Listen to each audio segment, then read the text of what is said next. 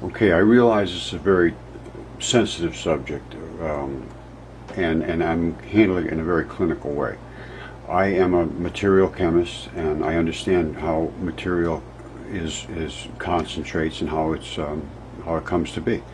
And I found some things that I termed mud fossils, and I did the research on it, and it led to a very startling conclusion that there is evidence that Jesus is exactly what he says he is. This is exactly what he says. Now, let's go through my evidence, and you can see. All right, Jesus Christ, the Bible, or history, we all know that, and the claims that matter that is unexplained there needs to be looked at. And we did look at them, and the results are as follows.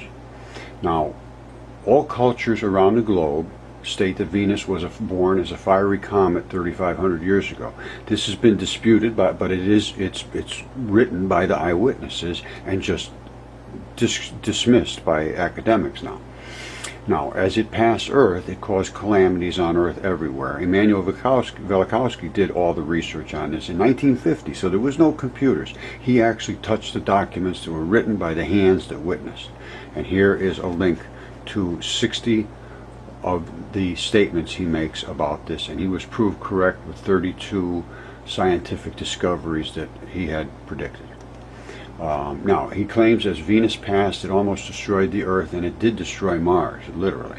Stones and deep red dust and dried milk fell on Earth to feed the Exodus refugees. And this is a video that relates to that. Jesus claimed the manna which fell, the milk pellets that fed the Exodus refugees, was actually his flesh and blood. Not like his flesh and blood, he's claimed it was indeed part of his body. Now, the chemistry does support that claim. Manna is no other explanation we can find out.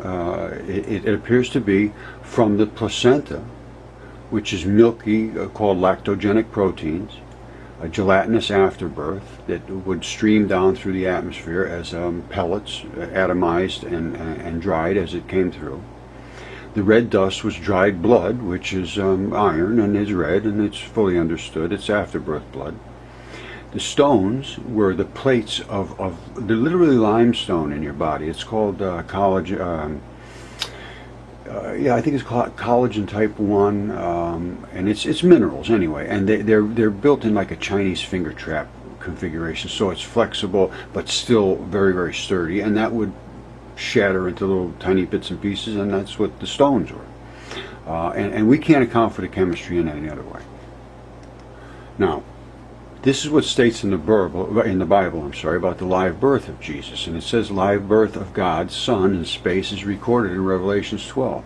The woman and the dragon. And I mean, this is very, very bizarre stuff. And if this is true, I can't discount anything in the Bible. Now, it's up to you to make your own decision. I'm not trying to push, or all I'm doing is showing what we think is pretty convincing evidence.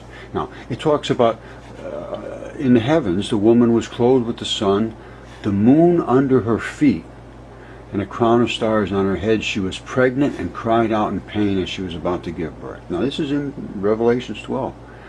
Another sign appeared in the heaven, and there was a dragon, 7 heads and 10 horns. Its tail swept a third of the stars out of the sky and flung them to the earth. And the dragon stood in front of the woman who was about to give birth, so that it might devour her child. She gave birth to a son, a male child, who will rule all the nations with an iron scepter. And her child was snatched up to God, to his throne. Sounds to me like that's God's son. The woman fled into the wilderness, and then it goes on. You can read all you want about it, but that is a statement that I see as a statement from God. Now, after that, war broke out in the heavens. Michael and his angels fought against the dragon, and the dragon and his angels fought back, and it became a terrible, bloody battle, and the dragon was hurled to earth. Comet 67P, believe it or not, is a body part that's in space. It's a tendon. And we think maybe it's from the battles that were in heaven. That's the only thing we can think of, unless just... And all of the meteorites that we have looked at are also body parts. And there's a video on that. All right, so I guess we're going to come up to a conclusion here. So our research conclusion, and that is a conclusion. It's not an opinion. It's a conclusion that you have to support your anti-conclusion with some factual resistance to what we've shown you. And Velikovsky is the author of all of the deep research, and the paper is there that shows the 60 different sources that he uses, and there's a lot more. Anyway, we're saying that the Bible is word for word literal about Jesus' origin, as far as we can tell. And if you talk to any medical person, it will confirm this. I mean, it's not something that's a mystery here.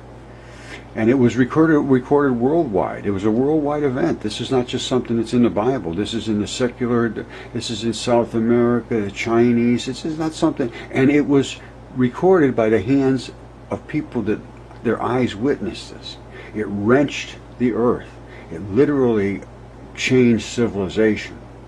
So that's what we find, and as far as we're concerned, the story that I just elaborated is an obvious fact. That's as far as we can go with it. Thank you.